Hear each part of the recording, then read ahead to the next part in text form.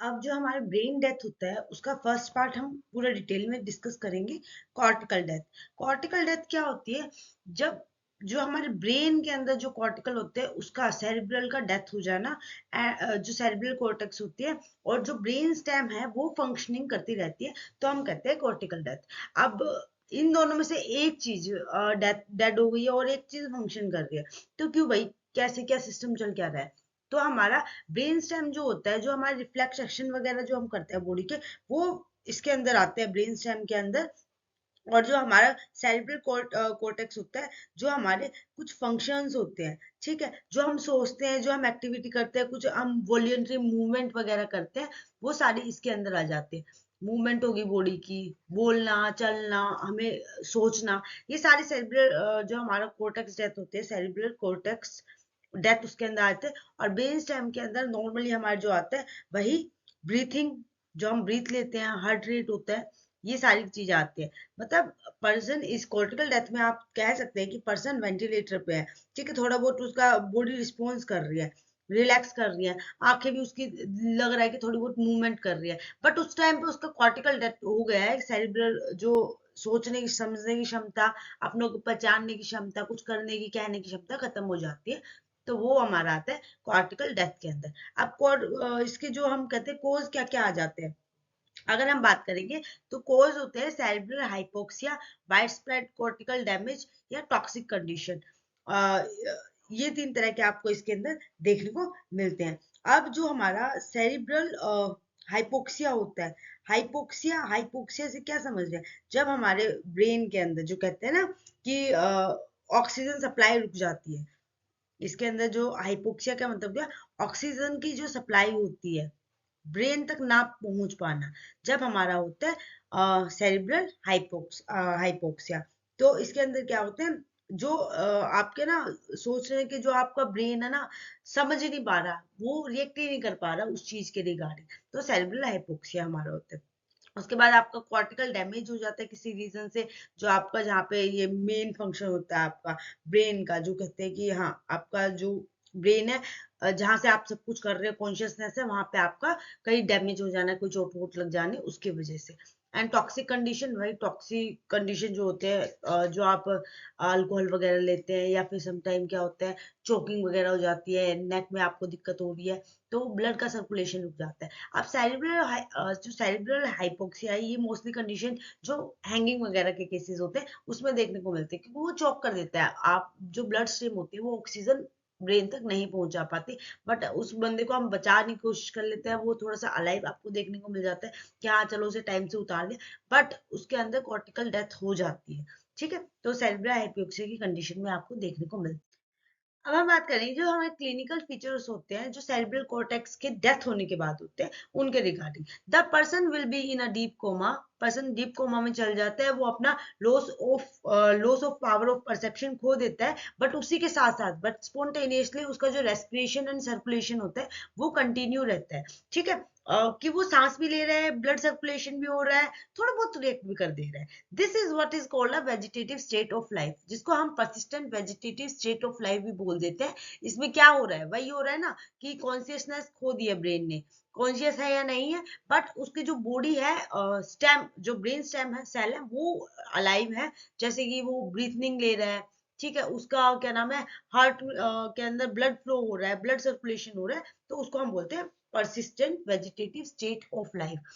अब इसके अंदर the commonest cause of PVS is diffuse traumatic axonal injury. अब जो एक्सोनल इंजरीज क्या होती है, जिसमें आपका ब्रेन की जो नर्व फाइबर होते हैं वो टीयर हो जाते हैं, कहीं ब्रेन के अंदर कोई डैमेज हो गया, आपको कोई ब्लंट फोर्स से चोट लगी है, तो क्या है, अंदर टीयरिंग हो जाते हैं ब्रेन फाइबर की, तो उसे ट्रॉमेटिक एक्सोनल इंजरी बोलते हैं। इसके अंदर आपको पीवीएस देखने को मिल सकता है, जो डीप कोमा वाली स्टेज है पर्सन की, कि चोट लग जाती है। इवन एक मूवी भी थी कि लड़की ऊपर से गिरती है, सिर्फ एक स्टूल से नीचे गिरती है, तो उस टाइम तो वो खड़ी हो जाती है, रिएक्ट कर लेती है, बट उसके 2 मिनट बाद वो फिर से गिर जाती है, जिससे क्या कह रहा है कि उसे उस टाइम तक थोड़ा सा रिएक्ट किया, फिर उसके क्या नाम है, ब्रेन के सेरिब्रल कॉर्टेक्स ने काम करना बंद कर दिया है, वो अलाइव है, बट वो अपनी सोचने की परसेप्शन उसे करना है क्या, ये सारी क्षमता खो देती है। ठीक है, अब हम बात करते हैं the perfusion of brain will continue. Perfusion of brain क्या है? ये हमारा फ्लो ऑफ ब्लड की बात कर रहे हैं, ठीक है। ब्रेन के अंदर क्या है आपको, क्योंकि देखो अगर ब्रेन स्टेम बचा है तो कहीं ना कोई चांसेस है कि वहां तक ब्लड फ्लो हो रहा है। अब blood perfusion of brain will continue, तो इसका मतलब इसके अंदर ब्लड फ्लो हो रहा है, जो बॉडी ब्रेन तक क्या है अपना ऑक्सीजन एंड न्यूट्रन जो होते हैं उसको प्रोवाइड कर रहा है, पहुंचा रहा है, जिसके थ्रू जो ब्रेन के टिश्यूज है वो वर्क कर रहे हैं, तो परफ्यूजन कंटिन्यू रहती है। Brain is still receiving the blood and supply even if a function is impaired, क्योंकि इसका फंक्शन इम्पेयर्ड हो गया ना, सेरेब्रल कॉर्टेक्स तो डेड हो गया है, पर ब्रेन स्टेम वर्क कर रही है, इसलिए इससे हमें पता चल जाता है। So the organisational and reactive process in the brain will record. अब ब्रेन के अंदर जो रिएक्ट कर रहा है, कोई कोई उसकी इंजरी है, कहीं पे उसको स्वेलिंग आ रही है, कहीं पे नहीं आ रही, तो इससे हम पता चलते हैं कि परफ्यूजन ऑफ ब्रेन मतलब ऑक्सीजन सप्लाई कंटिन्यू है ब्रेन के अंदर। And show variable amount of acute and chronic inflammation, भाई वो थोड़े थोड़े टाइम पे कोई ना कोई उस पर रिएक्ट करता रहता है, अपनी बॉडी के लिए इंजरी वगैरह को भरने लगता है, ठीक है। हार्मफुल जो स्टिमुलाई है उसके लिए रिएक्ट करने लगता है, आंखों में से पानी आने लग जाता है, ठीक है, जितने डैमेज सेल है उनको वो अपना पूरा प्रिपेयर करने की कोशिश करता है। अब इसके अंदर जो हमारा एक्यूट और क्रॉनिक में हम कैसे बताएंगे कि एक्यूट इन्फ्लेमेशन क्या होती है और क्रॉनिक इन्फ्लेमेशन क्या होती है, तो यहाँ पे हम थोड़ा सा डिस्कस कर लेते हैं इसके बारे में। एक्यूट इन्फ्लेमेशन एंड हमारा होता है क्रॉनिक इन्फ्लेमेशन। एक्यूट इन्फ्लेमेशन जो होती है हमारी शॉर्ट टर्म के लिए होती है, जो एक बार थोड़े टाइम के लिए आपको देखने को मिलेगी, बट ये आपकी रैपिड रिस्पॉन्स करती है किसी भी चीज के लिए, ठीक है। अगर उसने किसी बात को सुन के रिएक्ट कर दिया है, ठीक है, तो वो शॉर्ट टर्म पे रैपिड रिस्पॉन्स करते हैं, उसके बाद वो नहीं करेगा कि उसकी उंगली वगैरह हिल गई है या आंसू वगैरह आ गए हैं, तो आपका एक्यूट इन्फ्लेमेशन होता है, ठीक है। कोई भी इंफेक्शन वगैरह इंजरी होगी उसके लिए रिगार्डिंग क्या रिएक्ट करेगा। उसके बाद क्या होता है, उसके अंदर हमारे क्या होता है, उसके अंदर आपको देखने को मिलता है कि उसकी बॉडी के अंदर स्वेलिंग हो जाती है, हीट पेन होता है, रेडनेस, उसका जो बॉडी का होता है लोअर्स फंक्शन को खो जाएगा, पर बॉडी के अंदर आपको रेडनेस वगैरह देखने को मिले तो वो एक्यूट इन्फ्लेमेशन देख रहा है, एक्यूटली शो कर रहा है, ठीक है। जैसे कि अगर आप बात करेंगे आपकी स्किन के ऊपर कट आ जाता है, वैसे उसके ऊपर कट आते ही क्या होता है रेड हो जाता है, स्वेलिंग आ जाता है, तो वो एक तरह से एक्यूट इन्फ्लेमेशन है। ऐसे ही कोमा की स्टेज में क्या होता है, पर्सन क्या होता है एक्यूट इन्फ्लेमेशन शो कर देता है। दूसरा हमारा होता है क्रॉनिक इन्फ्लेमेशन। क्रॉनिक के अंदर वही लॉन्ग टर्म होता है हमारा, और क्या होता है ये परसिस्टेंट रिस्पॉन्स करता है, जैसे स्लोली स्लोली, जैसे हमारा धीरे धीरे ऑक्सीजन न्यूट्रिशन ब्रेन तक पहुंच रहे हैं, वैसे ही स्लोली हमारा वर्क करता है। ये हमारे क्या करता है, जो हमारे इम्यून सिस्टम है उसको रिएक्टिव बनाता है। स्टार्टिंग में तो वो काम नहीं करेगा, पर धीरे धीरे वो काम करने लग जाता है, ठीक है। उससे क्या होता है, जो हार्ट की जो डिजीज वगैरह होती है इन सारी चीजों से वो लिंक रहता है। जैसे कि आपकी कोई स्वेलिंग है तो उसको वो ठीक करने की कोशिश करेगा, इंसाइडली वर्क करेगा, वो स्लोली स्लोली बढ़ते हैं, तो उसको बोलते हैं क्रॉनिक इन्फ्लेमेशन। अब हम बात करते हैं ब्रेन ऑफ ग्लियोसिस। ग्लियोसिस का क्या मतलब होता है, ग्लियोसिस जो होता है एक हमारा रिएक्टिव प्रोसेस होता है, रिएक्टिव प्रोसेस। इसके अंदर क्या होता है, जो हमारे ग्लीलियल सेल होते हैं बॉडी के अंदर, उसके अंदर आपको देखना है प्रोलिफरेट देखने को मिलता है, जो मतलब एक तरह से रिस्पॉन्स कर रहा है किसी भी इंजरी को, कोई भी डिजीज है, कोई स्कार वगैरह है, उसके लिए रिस्पॉन्स करने की कोशिश करता है, ठीक है। तो ये डायरेक्टली आपका जो सेंट्रल नर्वस सिस्टम होता है उसी के साथ साथ मिलकर ये करता है, ठीक है। जैसे कोई ब्रेन इंजरीज है तो उसको ठीक करने के लिए अंदर से जो क्योर करता है उसे ब्रेन शो ग्लियोसिस बोला जाता है, ठीक है। अब ग्लियोसिस भी बहुत सारे तरह के होते हैं, पर हम इतना डिटेल में हम जाएंगे नहीं। पर इसके लिए ग्लियोसिस के लिए कोई डायरेक्ट ट्रीटमेंट नहीं होता, ये सीधा जो इंजरीज वगैरह हमारी बॉडी के ऊपर आ जाती है, तो क्या नाम, जैसे आपकी इंजरी आ गया, कोई बीमारी हो गया, न्यूरोजेनिक जो डिजनरेशन वाली हमारी डिजीज होते हैं वो सारे होते हैं। जैसे हमारी बॉडी के ऊपर कोई स्कार आ जाता है ना, किसी भी टिश्यू के ऊपर, जैसे अभी आप की बॉडी पे जिम वगैरह करते हो फिर छोड़ देते हो तो स्कार आ जाते हैं, वैसे ही स्कार की तरह ये हमारी बॉडी पे आते हैं, और एक बार ये आ जाते हैं तो फिर कंटिन्यूअसली रहती है, वो धीरे धीरे यही वाली कंडीशन हमारे लिए आती है।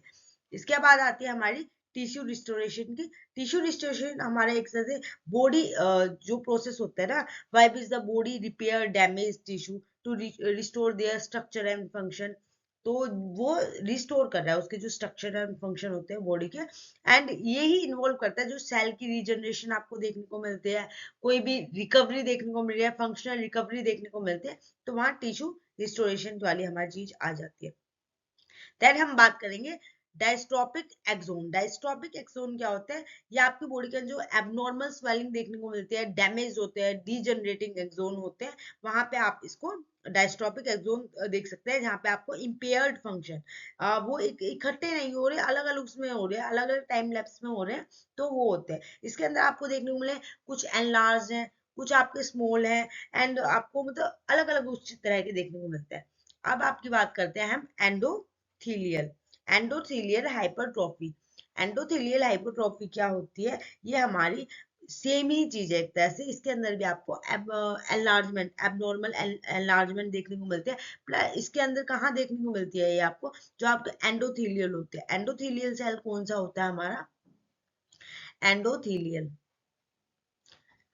सेल कौन सा होता है ये हमारा? जो सेल आपका ब्लड वेसल्स की जो लाइनिंग होती है, जो आपकी ब्लड वेसल है, इसकी जो लाइनिंग है उसको हम एंडोथेलियल सेल कहते हैं। उसके अंदर आपको देखने को मिलता है कोई स्ट्रेस, खिंचावट, स्वेलिंग, या उसके अंदर कोई इंजरी, कोई इन्फ्लेमेशन, वहां पे आपको देखने को मिलते हैं। ठीक है, तो यहाँ पे भी आपको एबनॉर्मल एनलार्जमेंट देखने को मिलते हैं कि यहाँ पे स्वेलिंग हो गई है, यहाँ पे कम है, यहाँ पे बहुत ज्यादा हो गई है, तो ये आपके एंडोथेलियल हाइपरट्रॉफी कंडीशन देखने को मिलती है।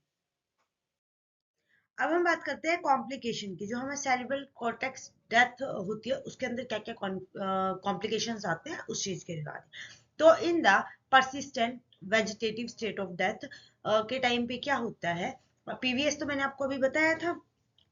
पीवीएस क्या होता है? जिसमें क्या हुआ, हमारी ब्रेन स्टेम अलाइव है, बट जो सेरिब्रल कॉर्टेक्स है उसकी डेथ हो गई है, और परसिस्टिव वेजिटेटिव स्टेट ऑफ लाइफ थोड़ा बहुत उस पर रिएक्ट कर लेते हैं, कोमा की जो स्टेज आ जाती है। ठीक है, the patient is susceptible to complication. तो क्या क्या कॉम्प्लिकेशन उस टाइम उस पेशेंट को आ सकते हैं पीवीएस की, जब वो कोमा के अंदर है, वेंटिलेशन पे? तो इसके अंदर ये कॉम्प्लिकेशन हम डिस्कस करते हैं।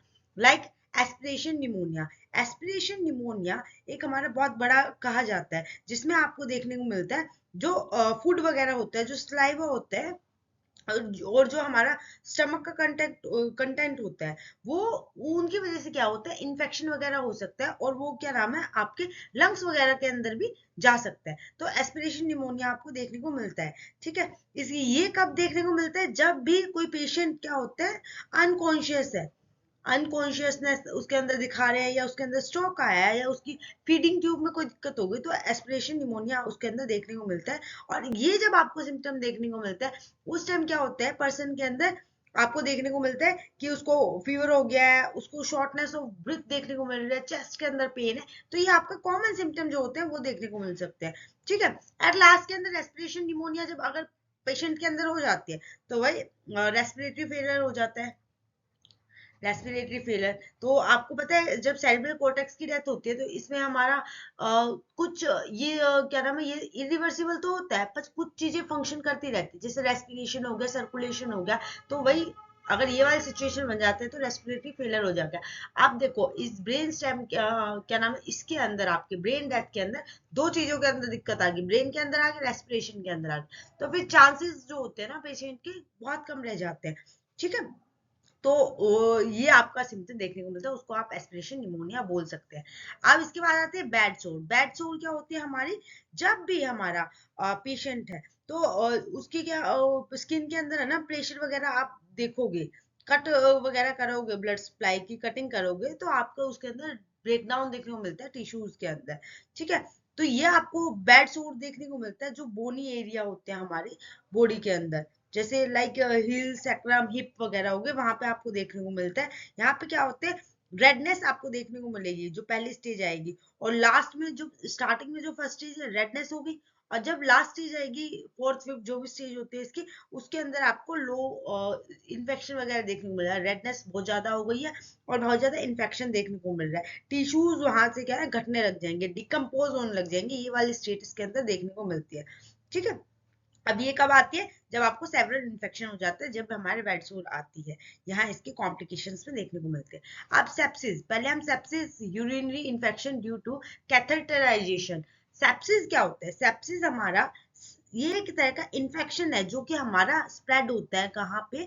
जो हमारी ब्लड स्ट्रीम होती है, ब्लड स्ट्रीम के अंदर जो हमारे इन्फेक्शन स्प्रेड करता है उसको हम सेप्सिस बोलते हैं। जो हमारा पूरा धीरे धीरे इन्फ्लेमेशन पूरा पूरे उसमें के अंदर क्या है फैल जाता है। तो जो सेप्सिस होता है डायरेक्ट ब्लड स्ट्रीम के थ्रू जो होता है इन्फेक्शन स्प्रेड हो रहा है थ्रू द ब्लड स्ट्रीम, ठीक है, बॉडी के अंदर, उसमें हम सेप्सिस है। सेप्सिस के अंदर आपकी जो यूटीआई इन्फेक्शन होते हैं, कोई वुंड वगैरह हो गया, निमोनिया हो गया, कोई भी इन्फेक्शन होता है उसको हम सेप्सिस बोल देते हैं। और ये इसके भी आप सिम्टम अगर देखोगे तो फीवर या हार्ट बीट स्लो हो जाती है, blood pressure, confusion, organ failure, ये सारी चीजें आपको देखने को मिलते हैं। तो और एक और चीज, सेप्सिस की अगर कोई कंडीशन आ रही है उस टाइम पे क्या होता है, मल्टीपल मल्टीपल ऑर्गन फेलियर वाली आपको कंडीशन देखने को मिल सकते हैं। तो ये आपके यूजीसी में पूछ सकता है, तो मल्टीपल ऑर्गन फेलियर हो सकते हैं सेप्सिस की कंडीशन में, ठीक है। अब हम इसके अंदर यूटीआई, जो अब मैं यूटीआई की बात करी, यूरिनरी इन्फेक्शन जो होता है हमारा sepsis urinary infection due to catheterisation. अब ये क्या होता है, जो हमारा हमें क्या कर रहा है, जो बैक्टीरिया वगैरह होता है वो हमारे यूरिनरी ट्रैक्ट के अंदर हो जाता है, उस बैक्टीरिया के लिए हम ये कैथेटराइजेशन वर्ड यूज कर रहे हैं। तो उससे क्या होगा, पर्सन को क्या है, बर्निंग सेंसेशन होगी, यूरिन के अंदर बर्निंग होगी, इवन स्मेल भी उसके अंदर बैड स्मेल होगी, फाउल स्मेल हम जो बोलते हैं वो वाली स्मेल उसके अंदर देखने को मिलेगी। इसलिए क्या हो, उस टाइम पे जो पेशेंट के ना हाइजीन वगैरह मेंटेन की जाती है, हाइजीन रखा जाता है, ठीक है। देन हमारा आता है मस्कुलर एट्रोपी। मस्कुलर एट्रोपी क्या होता है, इसका एक और नाम हम बोल सकते हैं मस्कुलर वास्टिंग। मस्कुलर वास्टिंग ये क्या होता है, हमारे जो मसल्स ब्रेक डाउन हो जाती है, मसल्स के अंदर आपको वीकनेस देखने को मिलती है, ठीक है। ये मतलब कोई पेशेंट है आईसीयू के अंदर काफी टाइम से, वो पैरालाइज्ड कंडीशन में होता है, और कितने टाइम से वो बेड के ऊपर बैठा हुआ है, जब उसके अंदर मस्कुलर एट्रोपी देखने को मिलती है, मतलब मस्कुलर वास्टिंग देखने को मिलती है, ठीक है। ये कब आती है, जब वीकनेस होती है बॉडी, अब वो बेड पे पड़ा है तो वीकनेस हो चुकी है, डिफिकल्टी हो रही है, सांस वगैरह वो ले नहीं पा रहा अच्छे से, उसे रिस्क है, मतलब बहुत सारी चीजों का बॉडी के अंदर, जब ये आपको देखने को मिलता है। तो ये चीज आप कैसे क्योर करते हो उस टाइम पेशेंट की, तो थेरेपीज दी जाती है ना, पेशेंट को फिजिकल थेरेपी दी जाती है, उसकी मूवमेंट की जाती है बॉडी की, तो मस्कुलर एट्रोफी से हम बच सकते हैं। देन आता है हमारा deep vein thrombosis. Deep vein thrombosis क्या होता है, ये आपकी ब्लड क्लॉट जो होती है ना, वो ब्लड क्लॉट देखने को मिलती है जो हमारी डीप वेन्स होती है उसके अंदर, ठीक है। ये क्यों होती है ब्लड क्लॉट, क्योंकि आप इमोबिलिटी शो कर रहे हो, आपका पुअर सर्कुलेशन हो गया है, आप बिल्कुल एक रेस्ट पोजीशन पे, इसलिए आपको डीप वेन थ्रोम्बोसिस देखने को मिलती है। इसके सिम्टम क्या होते हैं, वही जो अभी आप बेड सोर की बात हुई थी, आप बैठे रहते हो ना, स्वेलिंग वगैरह हो जाते हैं, पेन हो गया, रेडनेस हो गई बॉडी के अंदर, तो देखने को मिलते हैं। इवन ये आपका जितने भी आपके पल्मोनरी इम्बेलिज्म होते हैं उसके ऊपर से भी कंट्रोल खो देते हैं, ठीक है। देन आता है pulmonary thrombo embolism. Pulmonary thrombo embolism क्या होता है, ये ब्लड क्लॉट जो होती है आपकी आपकी बॉडी के अंदर, जो लंग्स वगैरह के अंदर जा रही है, वहां पे ब्लड क्लॉट हो जाते हैं, लंग्स के अंदर ब्लड नहीं जा रहा, ठीक है। और उसके अंदर क्या होते हैं, ब्लॉकेज देखने को मिलते हैं, जो आपकी लंग्स के थ्रू, लंग्स तक आपकी ब्लड सर्कुलेशन जा रहा है, वहां आपकी ब्लॉकेज देखने को मिलती है, जिसकी वजह से आपको ब्लॉकेज होगी तो शॉर्टनेस ऑफ ब्रीथ आपको देखने को मिलेगी, जिसकी वजह से क्या होगा, आपका क्या है, चेस्ट के अंदर पेन होता है, चेस्ट के अंदर पेन होगा। देन आपकी हार्ट बीट कभी बढ़ेगी कभी धीरे हो जाएगी, कफ आएगा, कफ के साथ साथ आपका ब्लड भी आएगा। तो ये एक तरह से ये बहुत ज्यादा फैक्टर हो जाती है बॉडी के अंदर, और क्या नाम है, अगर ये ट्रीट नहीं की जाए, इमिडिएटली इसके रिगार्डिंग नहीं कुछ सोचा जाता, तो डेथ 100% क्या बोल सकते हैं कि हाँ, डेथ के चांसेस आपको देखने को मिलते हैं, ठीक है। अब ये जो मैंने आपको डिस्कशन दिया है, तो ये सारी की सारी चीजें हमारी क्या है, जो सेरिब्रल कॉर्टेक्स की डेथ होती है, जहाँ पे सेरिब्रल कॉर्टेक्स की डेथ हो गया but brain stem death work कर रहा है, कि थोड़ी बहुत मूवमेंट उसके अंदर आती है, वहां पे आपको ये देखने को मिलते हैं, ठीक है।